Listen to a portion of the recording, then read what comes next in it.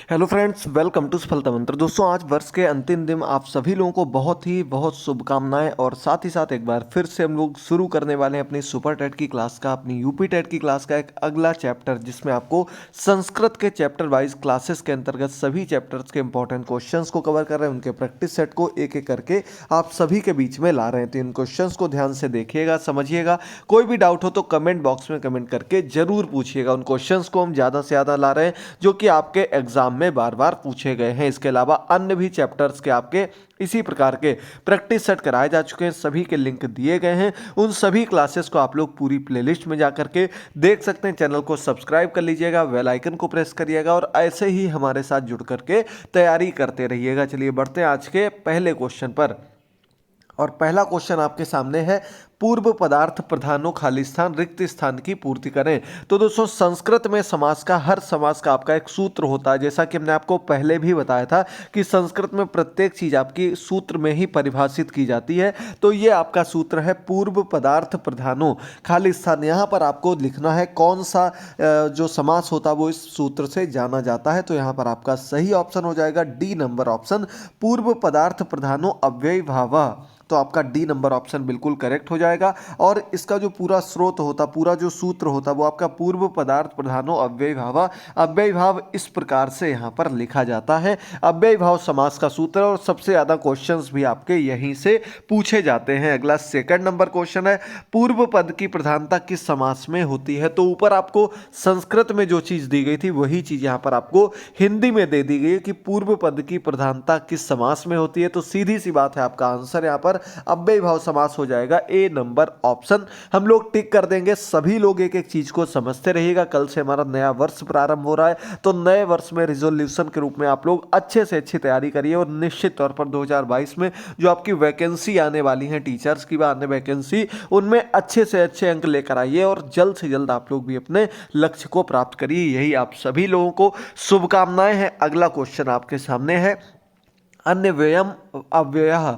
संपद्यते इति खाली स्थान रिक्त स्थान की पूर्ति करें। तो यहां पर भी आपको एक सूत्र दिया गया, एक दूसरा सूत्र दिया गया, लेकिन यह भी आपका किस समास से संबंधित है आप लोग पढ़कर के समझ गए होंगे। आपका तीसरा क्वेश्चन है, और एक बार फिर से पढ़ लीजिएगा, अन्य व्ययम अव्ययः संपद्यते इति। तो ये आपका सूत्र जो दिया गया, ये आपका अव्ययी भाव समास से ही संबंधित है। थर्ड नंबर क्वेश्चन का हम लोग सी नंबर ऑप्शन कर देंगे। काफी लोग अव्ययम कर देंगे, गलत है। सी नंबर ऑप्शन आपका बिल्कुल करेक्ट हो जाएगा। इस सूत्र को भी आगे हम लोग स्पष्ट कर देंगे। अगले क्वेश्चन में आपको इससे रिलेटेड क्वेश्चन भी देखने को मिल जाएगा। और फोर्थ नंबर क्वेश्चन आपके सामने है कि जो शब्द समास के पूर्व तो अव्यय ना हो किंतु समास होने पर अव्यय हो जाता है, वो कौन सा समास होता है। यानी कि ऐसा शब्द जो समास के पहले तो अव्यय नहीं है, लेकिन जब हम उसको समास से जोड़ देते हैं, उस पद से जोड़ देते हैं, तो वो क्या बन जाता है, अव्यय बन जाता है। ऐसा कौन सा आपका समास है। तो ऐसा आपका समास होता है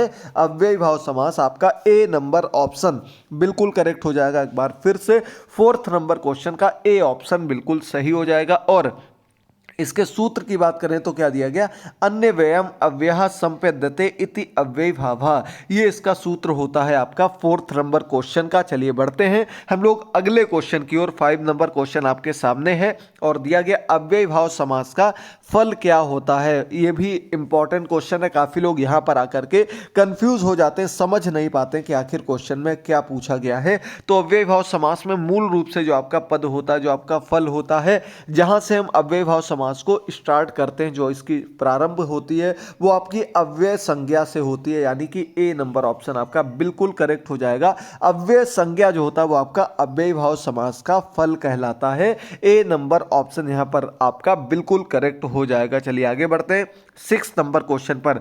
नित्य नपुंसक लिंग एक वचन में समास होता है। नित्य नपुंसक लिंग एक वचन में जब हम लोग समास की बात करते हैं, तो वहां पर आपका कौन सा समास आ जाएगा। और वहां पर भी आपका जो समास आता है वो आपका डी नंबर ऑप्शन बिल्कुल करेक्ट हो जाएगा 6 नंबर क्वेश्चन का। और अव्ययी भाव समास इसका भी करेक्ट आंसर हो जाएगा। तैयार करते रहिए, एक एक चीज को देखते रहिए। कोई भी टॉपिक, कोई भी क्वेश्चन आपका मिस नहीं होगा। समास हो गए, संधि हो गए, टॉपिक थोड़े बड़े होते हैं, तो कम क्वेश्चंस में इनको हम कवर नहीं कर सकते। ऐसे धीरे धीरे आपके छोटे छोटे प्रैक्टिस सेट आगे भी कराते रहेंगे, ताकि आप लोगों की तैयारी भी होती रहे और आप लोगों को क्लासेस बोरिंग ना लगे। अगला आपका 7 नंबर क्वेश्चन दिया गया है कि अव्ययी भाव समास में पद के अंत में लिंग होता है। अव्ययी भाव समास में पद के अंत में कौन सा लिंग आता है? तो यहाँ पर आपका करेक्ट आंसर क्या हो जाएगा? चूंकि सूत्र में ऊपर आपको हमने नपुंसक लिंग का अलग बताया है, यानी कि कोई निश्चित नहीं है कि सभी में आपका कौन सा नपुंसक लिंग ही आए। तो ये आपका सही ऑप्शन यहाँ पर सी नंबर ऑप्शन, हाँ सॉरी,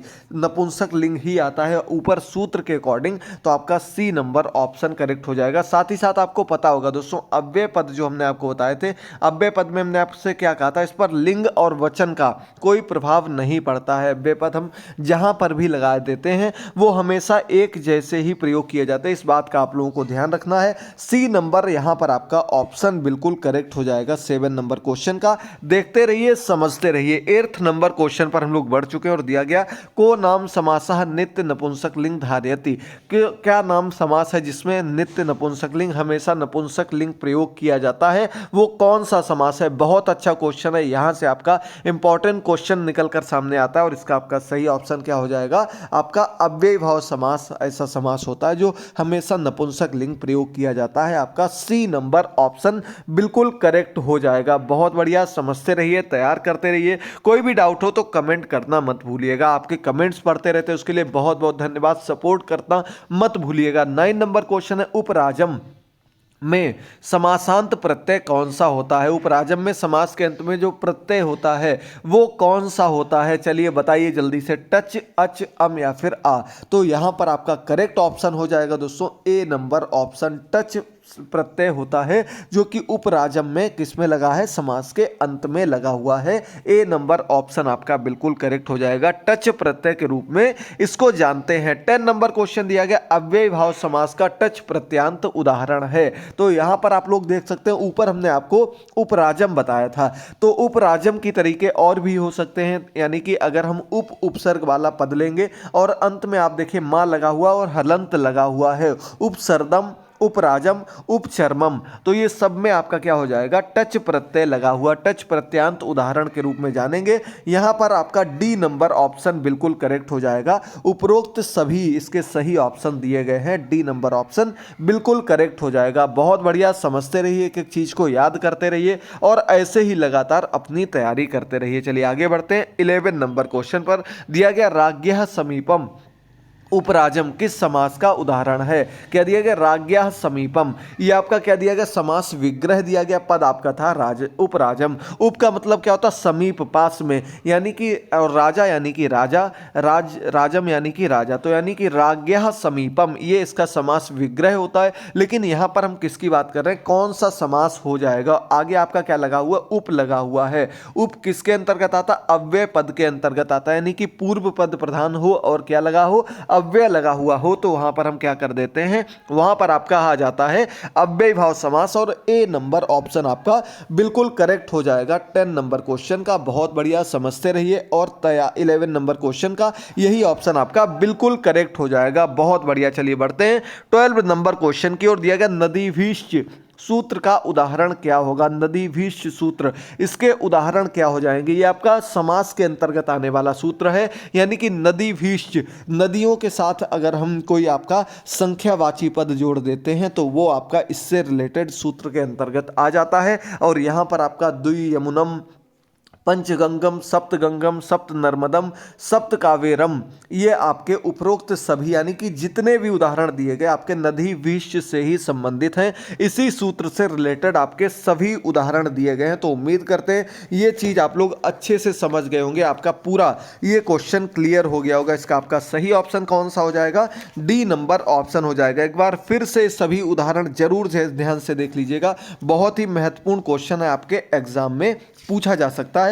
इस प्रकार के क्वेश्चन बार बार कंफ्यूज कर देते, तो निश्चित तौर पर आपको बहुत ही ध्यान से इन चीज़ों को समझना है, तैयार करना है। चलिए आगे बढ़ते हैं हम लोग अगले क्वेश्चन पर। तो अगला क्वेश्चन आपके सामने दिया गया, देखिए जल्दी से। 13 नंबर क्वेश्चन, समस्त पद विग्रह जो सही नहीं है, यानी कि समास पद का जो विग्रह सही नहीं दिया गया है वो आप लोगों को अलग कर देना, वो आप लोगों को बता देना। यानी कि 3 सही दिए गए हैं, 1 गलत दिया गया, वो आप लोगों को अलग कर देना है। तो देखिए जल्दी से क्या दिया गया है? पंचानाम गंगानाम समाहारा, यानी कि पंचगंगम आ गया, ये बिल्कुल सही है। द्वयो यमुनयो समाहारा द्वि यमुनम, ये भी सही दिया गया। इसके बाद अगला दिया गया है सप्ताह नाम, नर्मदा नाम समाहरा, ये तीनों ही आपके बिल्कुल सही दिए गए। लेकिन विपासाम विपसदम अनु, ये आपका प्रतिविपासम का दिया गया, यही आपका डी नंबर ऑप्शन जो है यही गलत दिया गया है। ये आपका बिल्कुल यहाँ से अलग हो जाएगा, जो कि आपका गलत दिया गया। बाकी आपके सही दिए गए। प्रति वाले में हम क्या लिख देते हैं, अर्थम अर्थम प्रति, इस रूप में लिखते हैं। ये आपका प्रति से बना हुआ अगर कोई शब्द दिया गया हो तो इस रूप में उसको लिखा जाता है। चलिए बढ़ते हैं अगले क्वेश्चन पर। या अनु की जगह पर मुख्य रूप से प्रति और कुछ चेंजेस इधर भी देखने को मिलते हैं। तो आपका डी नंबर ऑप्शन जो यहां पर दिया गया ये सही नहीं दिया गया। नहीं वाले क्वेश्चन को आपको बहुत ही ध्यान से देखना है। बार बार आपको इसीलिए बताते हैं, काफी लोग यहां पर कंफ्यूज हो जाते हैं और गलत कर देते हैं। चलिए आगे बढ़ते हैं अगले क्वेश्चन पर। अगला क्वेश्चन आपके सामने क्या दिया गया है, 14 नंबर क्वेश्चन है, नदीवाची पदों का संख्यावाची पदों के साथ समास होने पर क्या होता है। तो यहाँ पर ये क्वेश्चन भी आपका काफ़ी महत्वपूर्ण क्वेश्चन हो जाता है, क्योंकि बाकी आपने देखा होगा अगर संख्यावाची पद होता है और साथ ही साथ उसमें क्या होता है, उसमें आपका समूहवाची देखने को मिलता है, तो वहाँ पर आपका द्विग समास होता है। लेकिन जब हम नदी की बात कर देते हैं तो वहाँ पर आपका अव्ययीभाव समास होता है। नदी विशिष्ट सूत्र आपको भी बताया गया था। और संख्यावाची शब्दों को अगर नदी विशेष के साथ बताया जाता है तो वहाँ पर आपका यही अव्ययीभाव समास प्रयोग में लाया जाता है। ऊपर आपको उदाहरण भी बताए थे, पंचगंगम में पंचा नाम गंगा नाम समाहरा, इसी प्रकार से द्वियमुनम था, और वही आपका पंच नदम या पंच नर्मदम में भी आपको ये चीज देखने को मिली थी। यहां पर आपका सी नंबर ऑप्शन बिल्कुल करेक्ट हो जाएगा। चलिए आगे बढ़ते हैं। 15 नंबर क्वेश्चन पर दिया गया, जिस समास में उत्तर पद की प्रधानता होती है वह समास कहलाता है। जहां पर आपका उत्तर पद प्रधान होता है। अब देखिए अगला क्वेश्चन आपका है, उत्तर पद प्रधान की बात हो रही है, और यहां पर आपके जब समास की बात करते हैं तो वो आपका तत्पुरुष समास कहलाता है।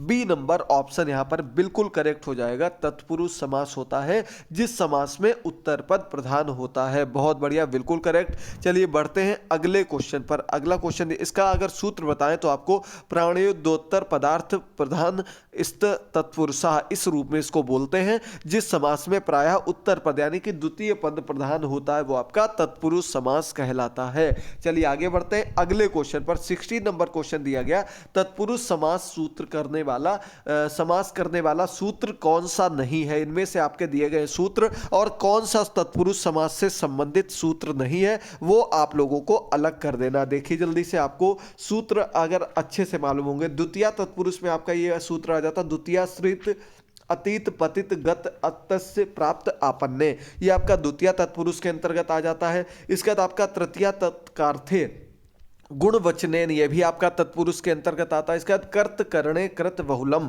ये भी आपका किसके अंतर्गत आ जाता, तत्पुरुष समास के अंतर्गत आ जाता है। लेकिन यहां पर आपका डी नंबर ऑप्शन दिया गया, अनेक मन्य पदार्थे, ये आपका इससे रिलेटेड सूत्र नहीं है। यही वाला हम क्या कर देंगे, अलग कर देंगे, जो कि आपका तत्पुरुष समास से संबंधित सूत्र नहीं होता है। और आप लोगों को कमेंट बॉक्स में कमेंट करके बताना कि ये सूत्र किस समास से संबंधित है। काफी अच्छा क्वेश्चन है, याद करिएगा, समझिएगा और आप लोगों को बताना है कि ये किससे संबंधित सूत्र है। बहुत ही महत्वपूर्ण क्वेश्चन आपको दिए जा रहे हैं आज। अगला क्वेश्चन दिया गया आपके सामने 17 नंबर क्वेश्चन, प्रतिदिनम में आपको समास बताना। अभी हमने आपको बताया था प्रति लगा हुआ, प्रति क्या होता है, प्रति आपका उपसर्ग के साथ साथ अव्यय पद के रूप में लगा हुआ है और ये आपका अव्ययी भाव समास के अंतर्गत आ जाता है। अगर इसका विग्रह करेंगे तो दिनम दिनम प्रति इस रूप में किया जाएगा। क्या, दिनम दिनम प्रति, ये इसका विग्रह होता है। संस्कृत में काफी महत्वपूर्ण है। सी नंबर ऑप्शन करेक्ट हो जाएगा। चलिए अगला दिया गया, घनश्याम में कौन सा समास है। यह भी काफी अच्छा क्वेश्चन है। आपके यूपी टेट के एग्जाम में क्वेश्चन पूछा जा चुका है, इसी वजह से इन क्वेश्चंस को आपके सामने लेकर के आए थे। घनश्याम में आपका समास पूछा गया है और यहां पर आपका करेक्ट ऑप्शन हो जाएगा ए नंबर ऑप्शन। क्या दिया गया, कर्मधारय समास, ये आपका घनश्याम के अंतर्गत आता है। कर्मधारय समास में क्या होता है, आपका विशेषण विशेषण बहुलम यानी कि विशेषण विशेष की विशेषता बताई जाती है। वहां पर आपका इस प्रकार का समास होता है। जैसे पीतांबरम हो गया आपका, पीतम अंबरम यशसा, उसी प्रकार से आपका घनश्याम के रूप में भी इसको लिखते हैं। आगे बढ़ते हैं अगले क्वेश्चन पर। अगला क्वेश्चन आपके सामने देखिए क्या दिया गया है। आगे इसका विग्रह जो है वो आपको आगे की इसका विग्रह होता है घन इव श्याम। याद कर लीजिएगा क्या होगा, घन इव श्याम, ये थोड़ा अलग रूप में इसका विग्रह होता है और ये आपका कर्मधारय समास के अंतर्गत आता है। चलिए आगे बढ़ते हैं। 19 नंबर क्वेश्चन पर द्विग समास के अंतर्गत आने वाला आपका उदाहरण है त्रिवेणी। बहुत ही अच्छा क्वेश्चन है। इसका आपका सही ऑप्शन क्या हो जाएगा? D number option. त्रिवेणी जो है आपका किससे संबंधित है? द्विग समास। क्योंकि क्या है इसमें आपका, देखिए त्रिवेणी तीन धाराओं का समूह, तो आपका तीन आ गया यानी कि संख्यावाचक है और साथ साथ क्या दिया गया है? साथ ही साथ आपको समूहवाचक भी दिया गया। इस वजह से हम इसे किस में रखते हैं? ये आपका द्विग समास के अंतर्गत आ जाता है। त्रिवेणी याद कर लीजिएगा, काफी महत्वपूर्ण क्वेश्चन है। ऐसे क्वेश्चन आपके एग्जाम में जरूर पूछ दिए जाते हैं। त्राणायाम वेणा वेणा नाम समाहारा, इस रूप में इसको लिखा जाता है। तीन धाराओं का समूह, ऐसे इसको याद करना है, द्विग समास के अंतर्गत आ जाएगा। चलिए बढ़ते हैं आज के अंतिम क्वेश्चन की ओर। ये सबसे इंपॉर्टेंट क्वेश्चन है, सबसे ज्यादा कंफ्यूज करने वाला क्वेश्चन है। भूतपूर्व पद में कौन सा समास होता है? अब देखिए इसमें पूर्व बाद में लगा हुआ है और पूर्व क्या अव्यय पद है, लेकिन यहाँ पर अव्यय भाव समास न देकर के हम केवल समास के रूप में इसको रखते हैं। आपका सही ऑप्शन क्या हो जाएगा यहाँ पर? देखिए जल्दी से, तो सही ऑप्शन बी नंबर ऑप्शन हो जाएगा। और इसको हम किस रूप में जानते हैं? केवल समास के रूप में जानते हैं, जहां पर विशेष पद के रूप में, विशेष संज्ञा के रूप में इसको दर्शाया जाता है। जो कि जब कोई समास ना हो तो वहां पर आपके केवल समास के रूप में इसको रखते हैं। पूर्वम भूत, ये इसका समास विग्रह होता है। आज के 20 क्वेश्चन उम्मीद करते हैं आपको अच्छे से समझ में आए होंगे। आपको संडे को करंट अफेयर की पूरी सटीक इंपॉर्टेंट क्लास मिलेगी। अन्य लगातार क्लासेस आपको देते आ रहे हैं। अपने क्वेश्चंस को देखिए, संस्कृत की लगातार तैयारी करते रहिए। मिलते हैं अगली क्लास में, तब तक के लिए थैंक यू दोस्तों, गुड बाय, टेक केयर।